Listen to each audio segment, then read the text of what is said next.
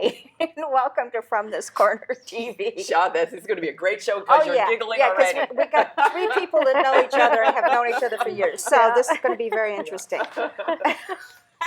I'm Marilyn Dayton, back again as your host and producer, and I just want to remind you that we're here to entertain you, of course, but we're also here to educate you and talk about interesting subjects, okay? Now, today's show is going to be a little bit more serious than usual because the subject of abuse is serious, and that's what we're going to be talking about. So get your paper and your pens and get ready, okay? Unfortunately, just about every day we read something in the newspaper, or we see posts on Facebook about someone that's in an abusive situation. And we're going to talk about what you can do to help, what's available for these people. And we have with us, again, after a couple of years, we have Palzere-Rae. She's here from Sate Futures. She's the Director of Development and Communications there. And Sate Futures is celebrating 40 years of saving lives, restoring hope, and changing the future for those impacted by domestic violence and sexual assault in southeastern Connecticut. And Dodie Milardo's back as the co-host. That's why we were laughing when you were coming to join us. She's back. So yeah, it's a serious subject, but with Dodie, we'll have a few laughs anyway. So let's start right out, okay? Let's talk about how do we know when someone that we care about or someone that we witness is being abused? What do we look for? Well, relationships are tough, right? Yeah. We know in relationships, even healthy relationships, you have arguments sometimes. Mm-hmm. So the first important thing is to recognize that domestic abuse, the definition of it is it's a coercive pattern of power and control of one person over another. So that pattern has a distinct cycle. There's building up of tension and stress, the outbreak of the abuse itself, and I want to point out it's not always physical. A relationship can be abusive even without physical violence, but emotional violence, verbal violence. And financial. Yeah. So there's a lot of kind of subtleties in that. So you're really looking for this pattern, the buildup, the outbreak, and then what we call a honeymoon period, apologies, promises not to do it again, or the abuser goes back to being the person that the victim fell in love with in the first place. And that's often the thing that's difficult for us to remember, that this started as a love relationship. And what the victim wants is to have that person back and for the abuse to stop. So that cycle really serves to keep somebody in that relationship. It keeps that hope alive that this time it's going to be different. This time he's going to stop. So, or she. Right? Or she. So, so it's looking for a pattern, for a cycle, and that could be a daily cycle. It could be a couple times a month. It could be a couple times a year, but how that manifests itself. And a lot of it comes out as jealousy, maybe controlling what somebody wears, like looking at ways that one partner may be trying to control the other. The emotional abuse might look like, dinner's not ready on time and there's a huge temper tantrum, right? The next day, somebody might be really nervous. Oh my gosh, is dinner going to be ready on time? What are you talking about? I don't care. Whenever you have dinner ready, I'm really happy with that. I don't care what you make. Oh boy. Right? So that doesn't ever.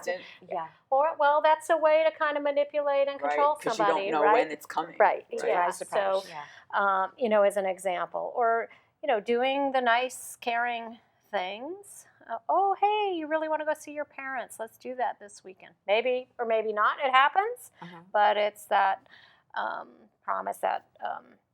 Right. So that setting up of control. Is somebody monitoring your texts, your phone calls on your cell phone, how many miles you're driving? Are they controlling what you're wearing, who you hang out with? And maybe that's overt. I don't like you hanging out with those. Or, I know you might have an affair with that man you work with. I don't want you ever talking to them, right? Or it may be more subtle of ways to isolate someone from their friends and family. like saying we're going to the family birthday party, but then something happens at the last minute, so you never make it. And then your family starts to get upset. Well, they're not reliable. They never come, right? And that starts to build this isolation around the victim. Or maybe it's with friends. Maybe it's overtly, look, if you go and hang out with them, you're going to pay for it later. Maybe it's more subtle of, gee, I really don't like them. I'm uncomfortable. Or you get together and all go out to dinner together. And right, and there's behavior that makes you really, uncomfortable, and that starts your friends thinking like, well, I'm not sure we want to go out with them, and systematically isolating. And then before somebody knows it, a year later, a couple years later, they have nobody to reach out to for support. So let me just kind of check. Does he embarrass you in front of other people, verbally attack you, physically threaten you, prevent you from seeing family and friends, controls your communications, whether that's email, cell phone. Like there's a lot of devices today where somebody can hack into your email, get your passwords, monitor your cell phone. In the old days, it would have just been listening in, right? But it's very complicated today.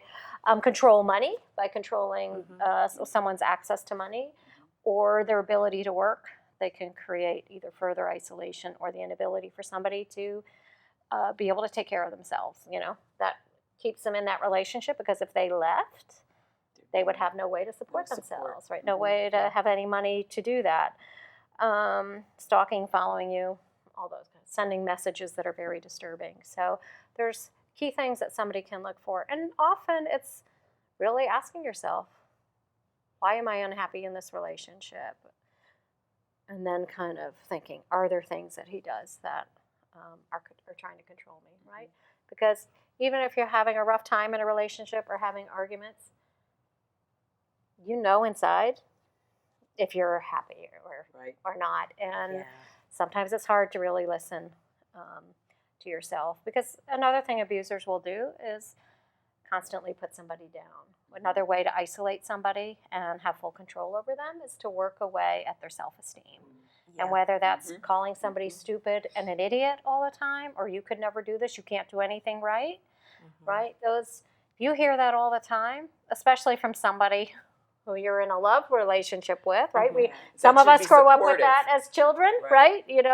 Parents, right? We see parents out in the grocery store talking to kids, and you think, oh gosh, what is that going to do to that little kid? Well, that can happen in intimate relationships too, and it just little by little takes away somebody's self-esteem and makes them more dependent on the abuser.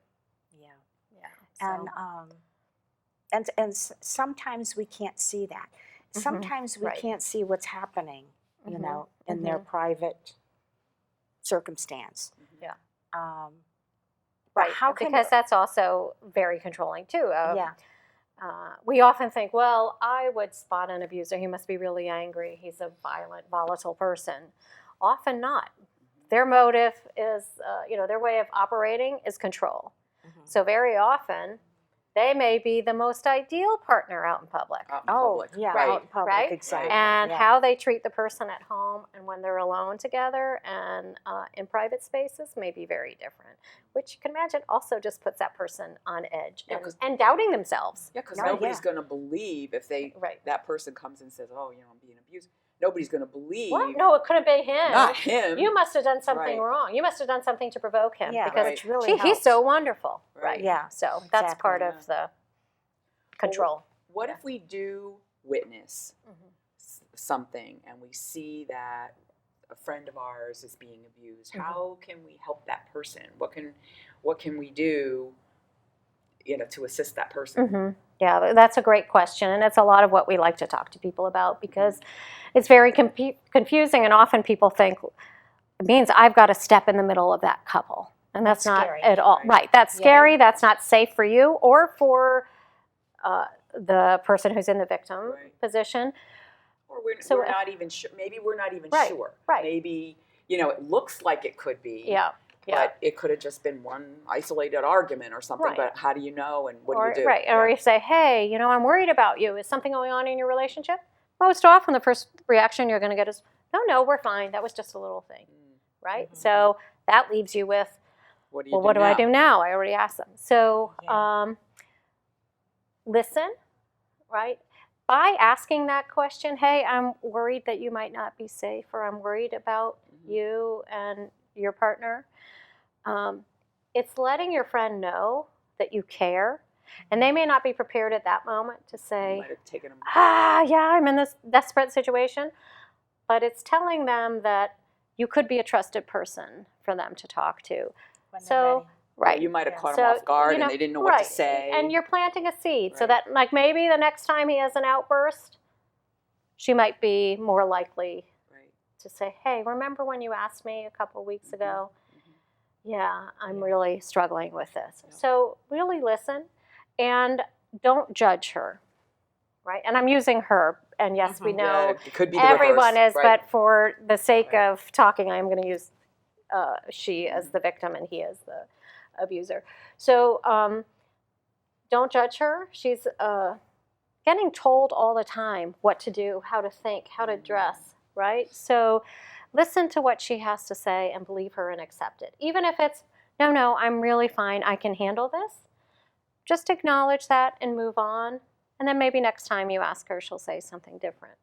She may tell you something that you can't possibly believe that he did to her. Like, or in the case of like, what, him? No, he's great. You must have done something, right? So that's the opposite of that reaction, right? Yeah. So just like accept whatever it is that she might say. Mhm. Don't blame her. Don't judge her. It's hard to do, but Right. just listen and say, okay, I hear you and I'm concerned for you. I believe you. And then the next thing really is to know what resources are there to help them. They may or may not, again, they may or may not be ready to pick up the phone and call Safe Futures at that time. But again, you're planting the seed if you say, hey, there is a place in here called Safe Futures. They can provide support. That's what they do. There's a lot of other people going through what you're going through. You can just call and talk to somebody. So it is a big part of it is knowing what resources are available. If you're not in New London County, there's agencies in other places. You can go on our state domestic violence website and look what's in your area. But knowing where to refer somebody and what those services are that are available to them. We have a 24-hour hotline. That's it right there. And a lot of people think the hotline is if you've just been terribly beaten up or you need to run and go to safe shelter. And yes, that's part of what the hotline does, but the hotline can also be just somebody to talk to ask questions, find out what resources can help you in the situation that you're in right now, or to get you to safe shelter if that's what's needed. But picking up and making that phone call, picking up the phone and calling is just the start of having a conversation. Sometimes the conversation is just like, I'm confused about what's going on in my relationship.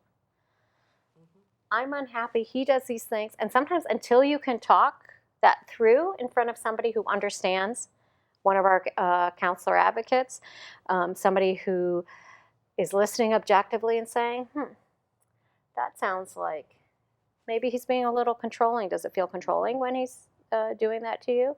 You can start to see things from a new perspective, and just having that person who understands and, and that you can really tell things that sometimes you wouldn't tell your friends or family, and just being there for them and being that support if they get help to, encourage them, tell them how much courage that took for them to do, to pick up the phone and call. And you can, offer to go with them. Offer to go with them to a support group or to their counseling or sit next to them while they pick up the phone and call. And just keep, letting them know that you're a safe person to talk to and encourage them in their journey. Yeah. You're there to support them. Yeah. And you can also just reinforce that it's not their fault and they don't deserve it.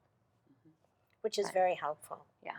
It's so much different than it was decades ago because we didn't have this help. And the thing is, you can't tell who's suffering from abuse because number one, you feel ashamed and you're covering it up. Mhm. You don't want others, and I speak from experience, you don't want others to know what's going on because, yes, you think you did something wrong. Mhm.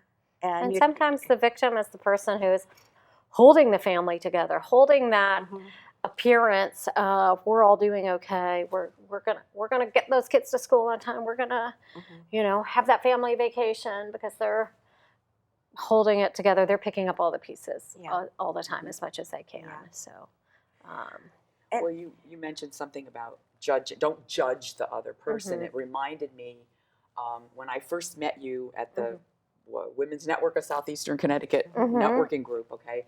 I think early on you had a press conference. Mhm. And this woman got up and I mean, she was beautifully dressed, very, nice hairdo and all this. I thought she was an administrator for your group. Mhm. And she started with, I was raised in a nice family and had, went to college, graduated, had a great job. And I made one poor choice. And that was that I married this particular man. And now I am a client of Safe Futures. She had to escape her entire life. And I think we have, and wrongly so, we have a preconceived notion of what a victim is defined as, what type of person that is. And this person did not look to me like a victim, okay, but she was. And in a heartbeat, if I had made one choice like that, could have been me. And I think that was the moment that I knew that I wanted to help you guys raise money and so forth. And we've done some nice fundraising, haven't we? Some amazing things. Yes, we found a fabulous donor who likes to be anonymous about it, but they've done some wonderful things. They've enabled you guys to open up a separate office, and we went to visit that office. And again, this woman walked in that day with her little child, I think, and you would look at this woman and not even think victim. But she was there. So you just don't know. So don't judge. Right. Don't get those preconceived notions out of your head, because any of us could be victims. So. And I was. Yeah. And as she owned, told me I was too. I didn't even realize. Exactly. Yeah. And I told you too when we would talk. But mine was I owned an ad agency. I was a very successful businesswoman. And this man, he could sell a refrigerator to an Eskimo, is the way we say it. As they say. Oh, Yes. he was charming, good looking, very capable, intelligent. I had worked with his company on a project with my company. And you just never know. And I made that mistake. And I paid dearly for it. But I'm alive, and so are my kids. So I'm a blessed person. And we learn, we learn from that. So And hopefully heal. And heal. Well, which takes a long time. It takes a long time. And even when you feel like, and this is in the 80s, and when I think about this, I turn cold from head to toe. But only for a second, okay? Only for a second. But it was such a strong, hard, painful time that, he was getting ready to kill us. Come to find out, But I think, I think for most people who've been through the experience of being in that kind of relationship, it does change who you are. And you can heal from it, but it is a part of your life experience. Yes. It is. And, I think often people think, well, you've left that relationship, and this comes to supporting a friend too. Well, you've left, now everything's okay. Oh, no. And that is just the first step. It is just the beginning, especially if you've walked away from a home, whatever, a job, your personal belongings. You're rebuilding, right? From the physical things to your own self-esteem. It's a long process. And, one of the things that Safe Futures does and does well is support people yes, we're there to talk to people and help them figure out, do I stay in this relationship? Do I leave this relationship? Or, hey, I'm not safe, and we get them out. But once they get to that place, or even if they're staying in a relationship and trying to live a different life as best they can while they're in that relationship, it's that ongoing support and access to resources that are going to help somebody move forward, tell them they're worthy, they can do this, you can keep going, whether that's going back to school, looking for a job, reinventing themselves, however, or just getting that self-esteem back, getting the confidence back to go out in the world. And it is starting all over again, totally and completely. Everything brand new. Yep. But it's important to understand that it's an opportunity to live a better life for yourself and your loved ones, whether it's your mother that lived with you and you brought along, or your children.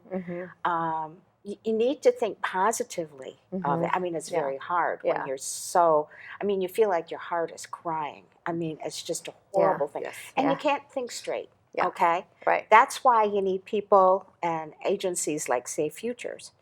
Now, back when I was having the problem, I had my minister and his wife. And I had a friend and client who actually was a therapist. And he stepped right in to help me. And I don't think I ever paid him either. He was a friend, okay? Yeah. That's what he wanted to do. He cared enough. He made me feel like I was the one of value. And my abuser was dirt, okay? Yeah. Which he was. And but the thing is, this is back in the early 80s. Now, Safe Futures started in 1976. Yeah. 40 years ago. Now, you've seen, and the whole agency has changed over the years.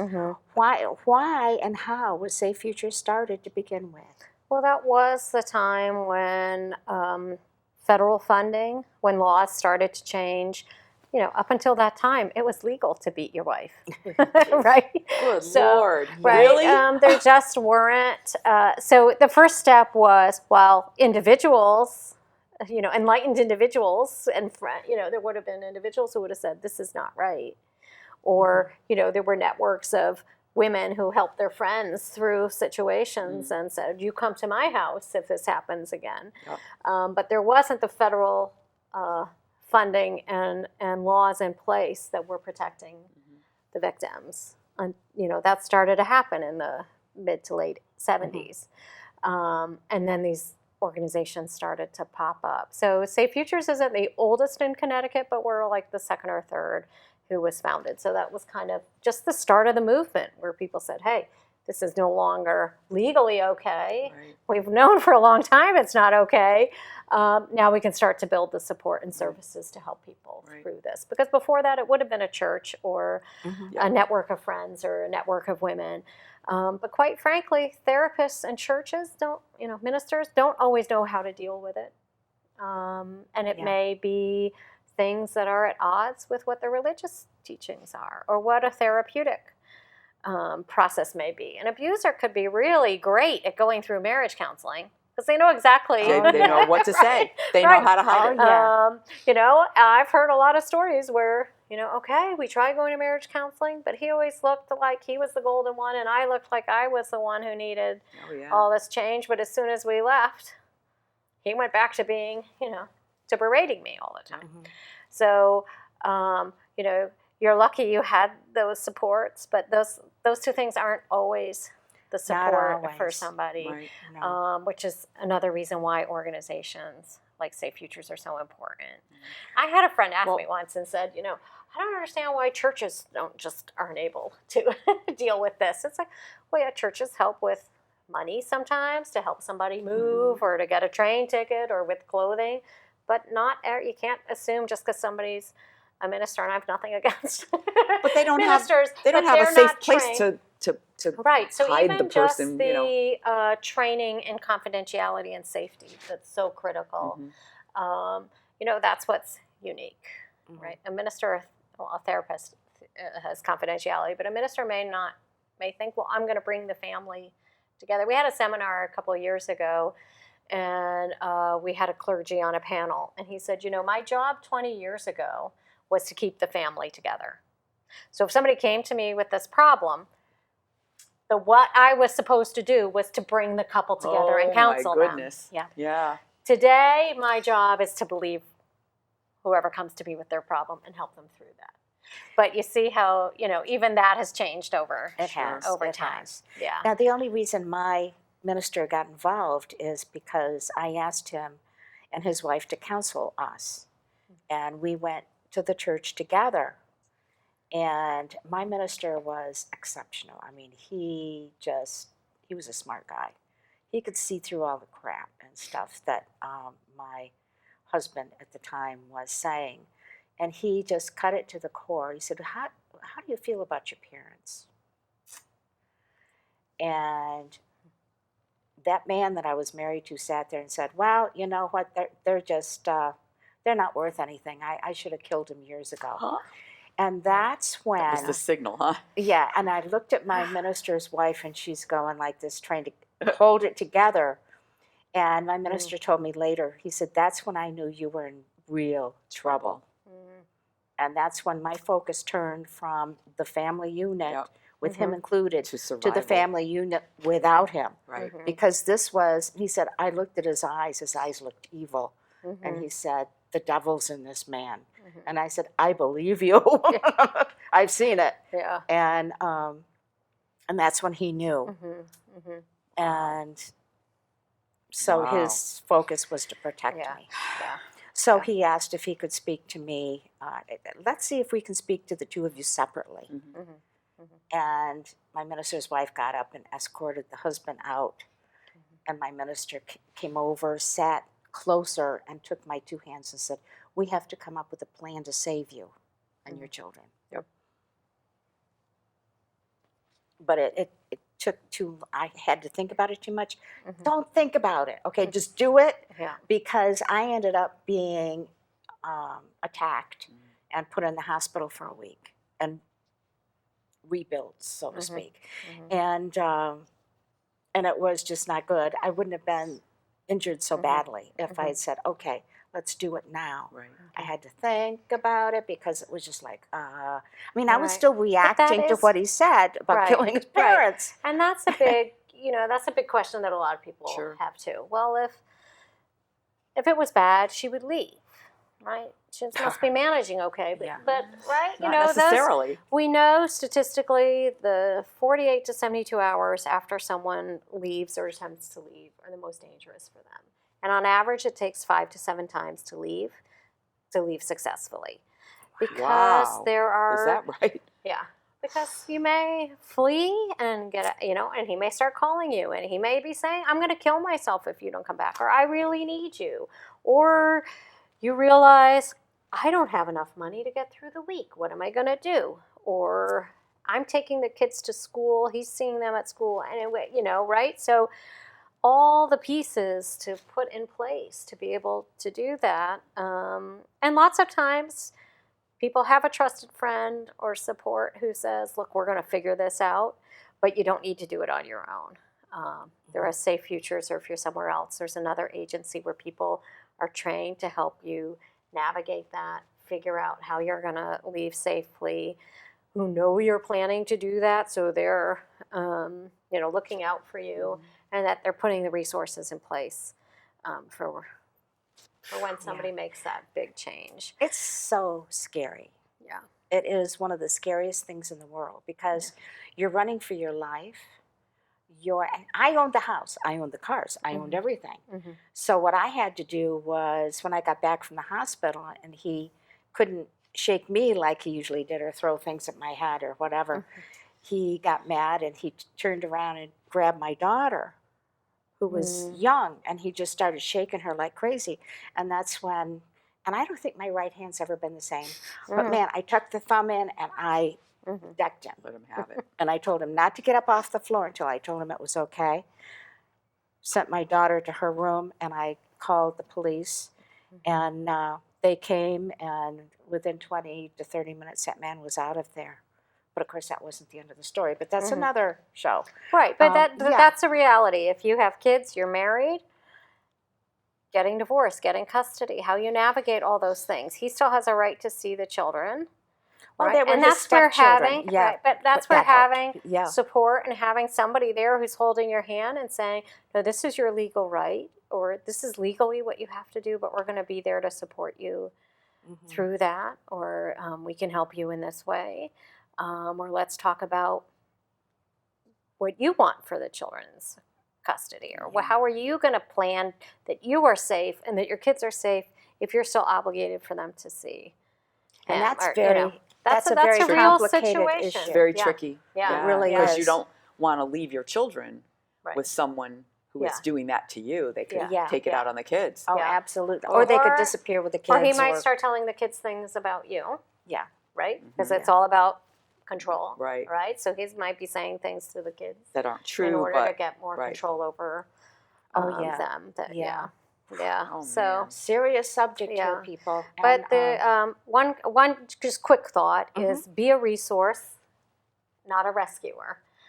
When it comes to Oh, having a good. friend, that's Yeah. one Yeah. of the first things I learned in my domestic violence training, and I think that's key. Be a resource, not a rescuer. We can't rescue somebody else, but we can be there for them, be a resource for them. because they have to rescue themselves. Yeah. And you could Pretty be there much. holding them up. Yeah. But, Yep. Yeah.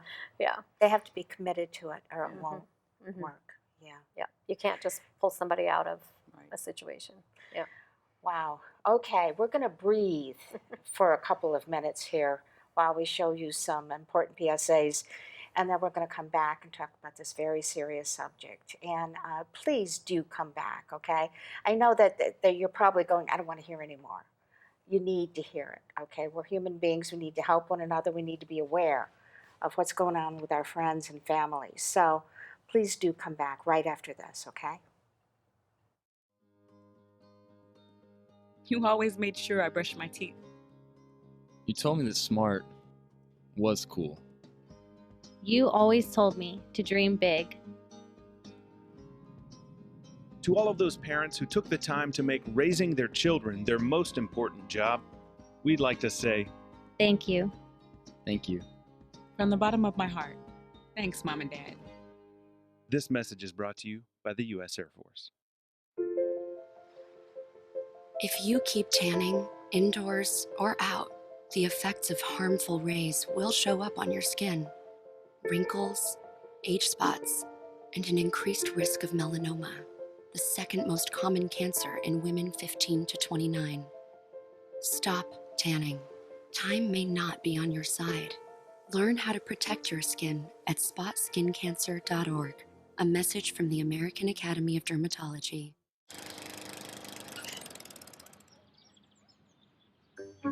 You'd do anything to take care of that spot on your lawn. So why not take care of that spot on your skin?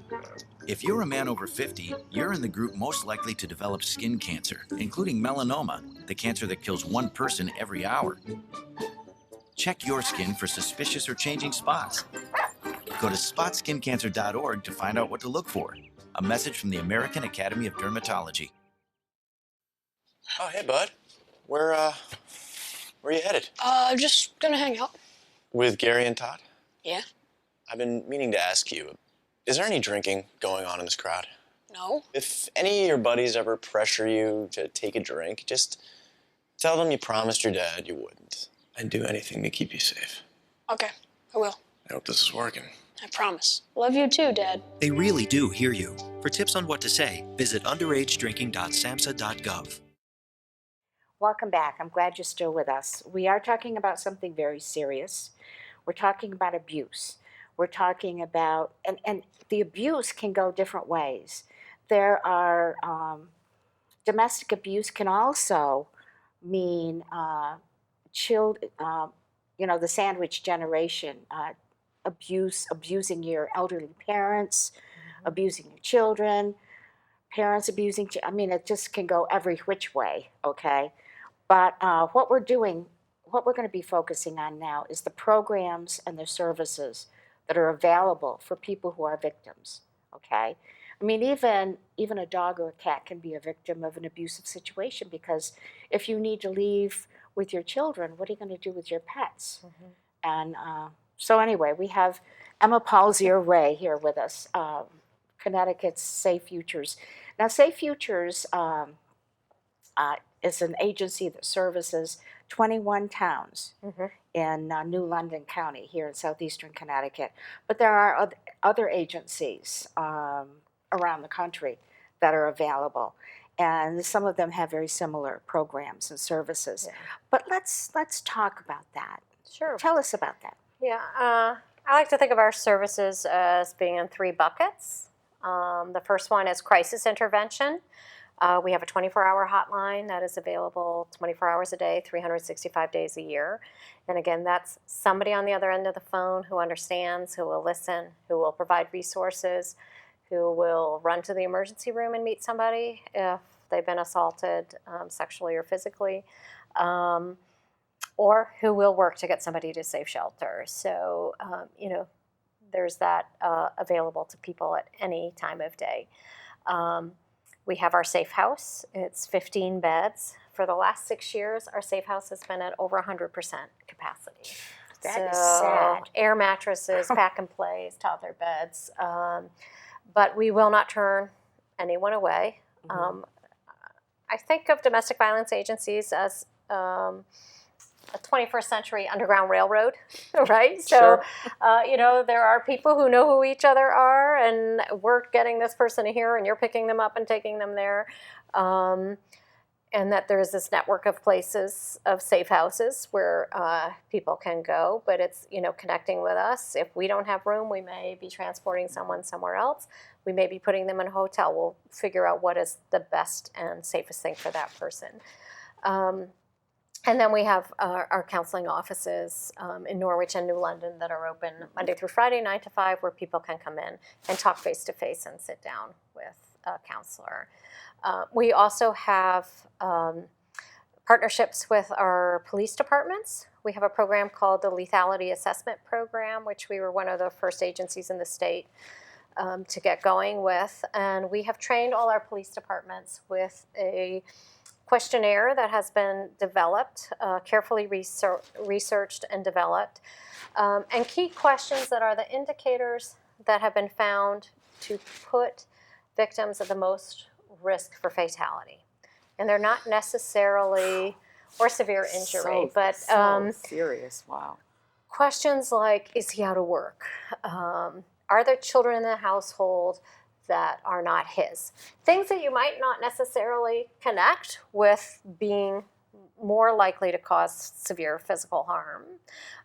But research has been done, and so our police, if they sense that this might be a very serious situation, they can sit down with the victim, go through this questionnaire. If they get a certain number of yeses, they have a specific hotline number that they call. So when the call comes in on that line, we know this is a police officer calling us. They're in a serious situation. We've also changed the approach with this in that, in the old days, right, a police officer might have said, oh, this is like bad. Well, here's what I can do. I can give them the brochure and suggest they call the hotline number when things settle down, right? Right? And yet police officers always felt like, I don't know if they ever do anything with that information. Am I really providing enough? Well, with this program, the police officer will call that hotline with the victim sitting there. And they will say, would you like to speak to an advocate right now? And even if the victim says, no, I can't do that, the police officer will still make that call in front of them. And it's been a real game changer because the victim sees now a team of people working for them. The police officer, we answer the phone. It's not like, oh, do I have to worry? What's this police going to do? Am I going to get arrested? Am I going to be in trouble? Right? It's really changed. The police officers have told us how they're perceived in these situations.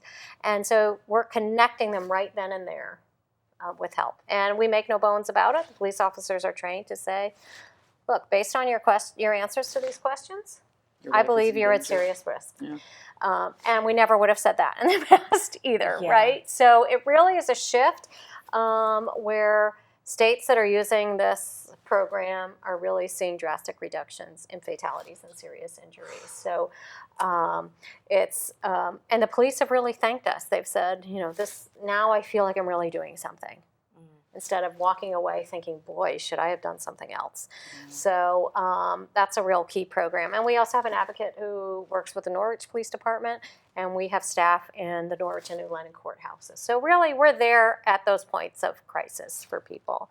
Wow. So our second area of programs, I call that long-term support that people really need to rebuild their lives. And our programs that fall into that are, we have a 9-apartment unit building that's transitional, what's called a transitional living shelter.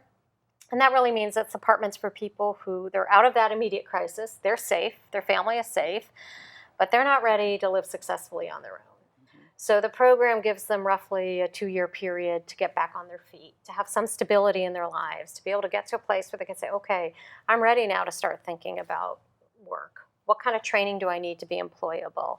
My kids are now in a steady school. My kids are healing. They've got medical care, right? So really getting that financial independence, that stability, their family on the road to healing and recovery. We also have scattered supported apartment units throughout where we have 7 families living in permanent long-term housing where they get case management and support. And we also have counseling can be used ongoing for support, but we also have support groups on Tuesdays and Thursday nights. We have a women's self-esteem support group, Tuesdays in New London and Thursdays in Norwich. And that's a great place for women to just keep going and booster their self-esteem, have a group of other women who've been through something similar that they can help each other keep moving forward. And we've just started a group for men who have been victims of violence, and that right now is just meeting monthly, but that'll build over time too. So we're there to keep people going, moving forward, to come back if you're feeling, questioning what you're doing, where you're going, help people set goals and move forward and get support in that. And a third part of our work that's really critical, because dealing with the crisis and helping families move forward is important, but it's not changing the issue. So it's really important to us to be in our schools teaching violence prevention education, because we have to get to young children and teach them what relationships can look like, what healthy relationships look like. Preventive measures. How do you stand up to bullies? How do you intervene when you see a friend in elementary school who's going through something difficult, right? So we have a couple programs. We have a program for elementary and middle school called Violence is Preventable. And then at high school, our program is called Healthy Relationships. And so both programs are not a 1 or 2 time educator in the classroom or assembly. We're in the classroom 8 to 15 weeks. Often we're brought in for health class for a period of time. And it's really about building skills, exploring how you feel, how you react to situations. And let's really learn other ways of expressing our emotions, of looking at our own relationships, of how we feel in different situations and how we can help our friends and families. So, and an interesting thing we see is that students build a relationship with our educators over that period of time too. So they start to get trust and really open up and share things.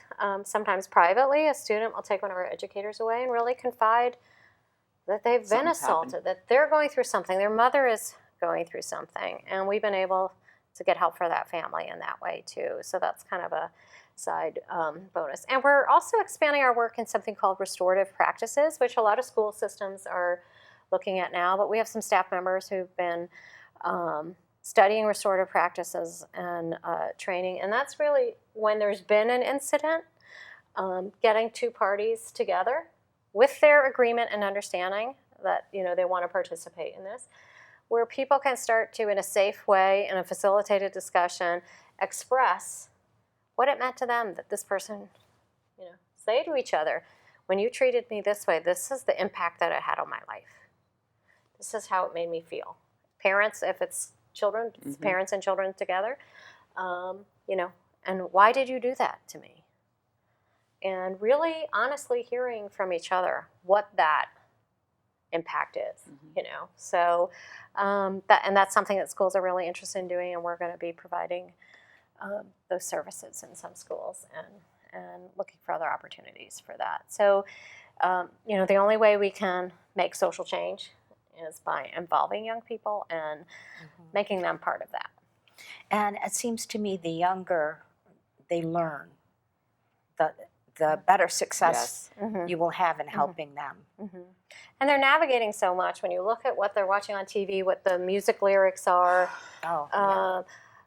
all the media, right? And their devices all the time, whether it's video games or just all the amount of information that's coming through. That's a lot of information to process without like some guidelines of this is okay, this is not okay, this is healthy, this is not healthy, this is not how women should be treated, or this is not how relationships need to look. It can look like this, right? So having some trusted adults and guidance and places where you can talk safely about that is really important. Have you found that people that you've helped, young people, mature adults, once they get established and their life is in a better place, that they want to give back by coming back and getting involved? Have you found that? Sometimes we don't know it. Sometimes they are, and we don't know it. You know, I mean, it's a tough thing, and it's, you know, even statistically, people want to know, well, what's the success rate 10 years out or 15 years out? And nobody can track that because when somebody's been in a safe house and they leave, sometimes they're changing their identities, right? You know, right? We really, you send people on, you say, come back anytime you need it. We'd love to hear how you're doing, but we wish you well and go forth. Nobody tracks like what happens to that person afterwards. So it's really up to them to come back and say, and it happens. People walk in and say, you know, you helped me 5 years ago, 10 years ago, 20 years ago, right? And you saved my life, or you know. And we hear it anecdotally, but it's, there's no big reunion, you know. What about getting involved in some of your programs? Because I do know that there have been some people that have come back and volunteer their time and help, which I just wanted to emphasize that. There are people that see the value of what you've done to help them. Yeah, and sometimes people move somewhere else and they're helping whatever agency is where they are now. And we get people who say, I've been through this before and I want to give back where I live now. But we have lots of ways to get people involved. And how can people help you if they want to you know, support you? I think it's a great place to start is to look at our website and like us on Facebook, because then you start to get a sense of a lot of the things that are going on. We have a lot of events out in the community. Some are events we're putting on, others other groups put on to benefit us, and there's lots of opportunities to volunteer or get involved in those kind of ways.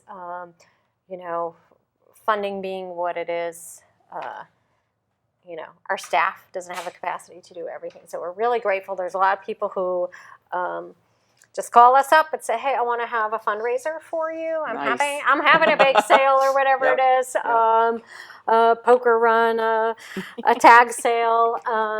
You know, we're going to donate what we raise to Safe Futures. So that's a wonderful way to do.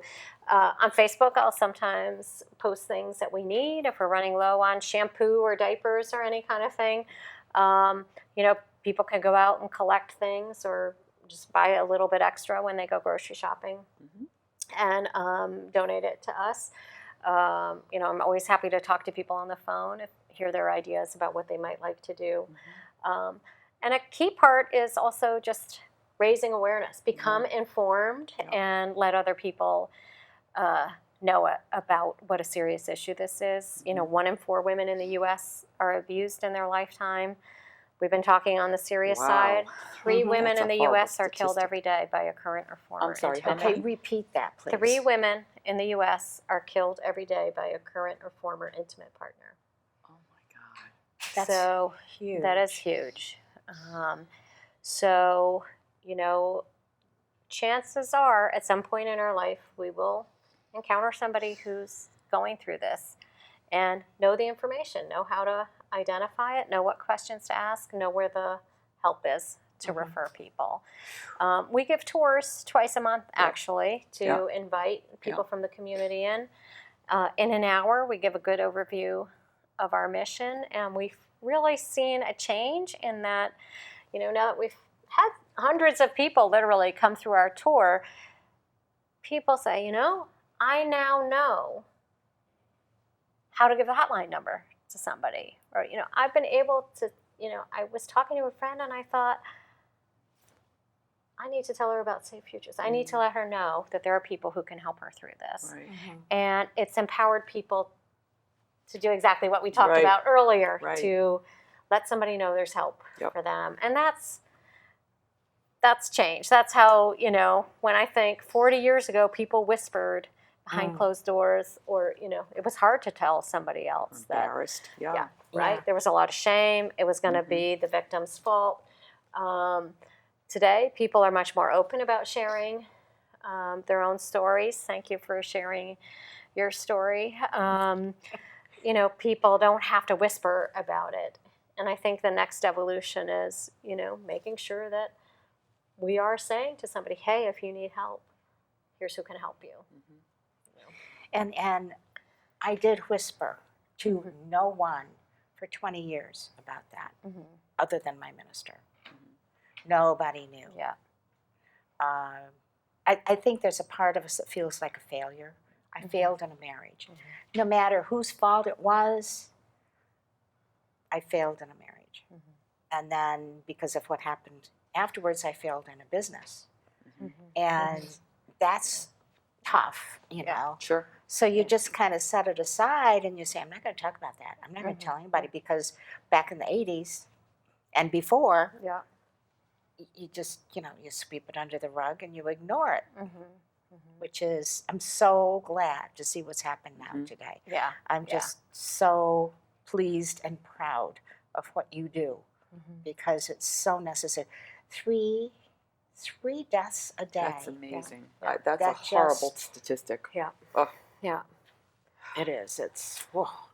So on your website is a lot of information. Yep. There's your wish list, which is what she was talking about, if they need more diapers, if they need blankets, if they need clothes, certain kinds of clothes. Yeah.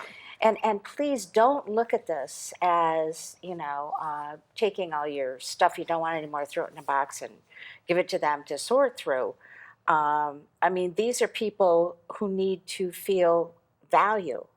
So don't give them your junk, okay? Right. And we think of giving people their dignity back and symbolizing a new start too, right? Yeah. So often I say to people, think if you would feel good if you were starting a new life and this was the piece of furniture or this was the jacket that was given to you. So put yourself in the position. Yeah, absolutely. So you know what it feels, how it would feel. Yeah. Yeah. But we have a very generous community. It really enables us to provide a good quality of life for women and families that are coming to us. If we can provide the bedding, and these are all things we would never be able to outright buy, but absolutely, furnish an apartment for a family before they move in, that there's dishes, there's utensils, there's towels, there's bedding,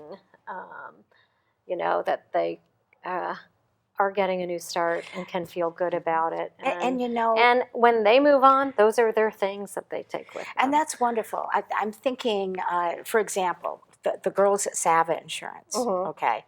There was one time I was talking to Donna Yother, and she said, oh, I got to tell you what we did. They were so proud. They were so proud. She said, you should see the design work we did with this apartment. All the colors. And she was just like decorating an apartment. Well, and it was Christmas time, and they decorated it for Christmas at the same time that we had a family moving in at Christmas time, really and they wonderful. adopted. We do an adopt a family program at Christmas, and they had adopted this family for Christmas as well to get them Christmas presents, but they had the added experience of creating their Creating new the home whole, for yeah. them. Wow, that's yeah. pretty neat. And think of how fulfilled it makes you feel. You are helping someone Mm-hmm.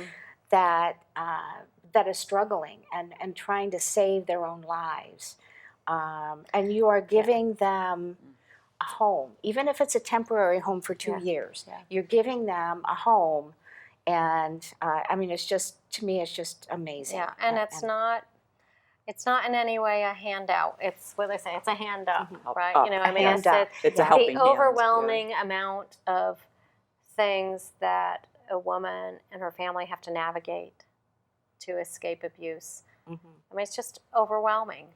Yeah. And, you know, sheets on the bed is the easy part, right? Right. Towels Yeah, and exactly. canned food, that's the easy part. Yeah. That's what we can help Mm-hmm. with and keep them focused on the inner healing, the planning, the The goal repair setting. work inside. Yeah. That's the That's the toughest. hard stuff. Yeah. But, and yet all Healing. those things play a part and help that family keep moving forward. I hope our viewers have been understanding what we're talking about here. What we're talking about is human beings helping human beings. Back in the old days, older than me even, okay, when they used to, in the West and the developing states in the middle of the U.S., they used to do barn raisings, they used to help one another. We don't do that enough anymore. I had a neighbor who ran out of gas in her driveway, and she had to get to a meeting. And so I said, okay, here, jump in, I'll take you. And that's what we're supposed to do, help one another. So please keep that in mind and go to the Safe Futures website, okay? I know we've talked about a lot today. There's a lot to digest of what we've been talking about. But keep in mind those 3 people that die every day, okay? And if you can do something to prevent that, that's big as a human being. Thank you, Emma. This has been wonderful. Thank you. And thank you, Dodie, for being here with us, My too. pleasure.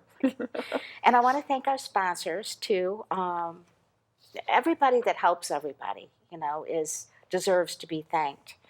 Now, I always end a show with a quote. Now, you can find a lot of quotes about love and friendship and helping people. And I found 2 of them that I took particular notice of. One of them is from an unknown author. Giving up doesn't always mean you are weak. Sometimes it means that you are strong enough to let go. Okay? Now here's the second one from Ben Okri.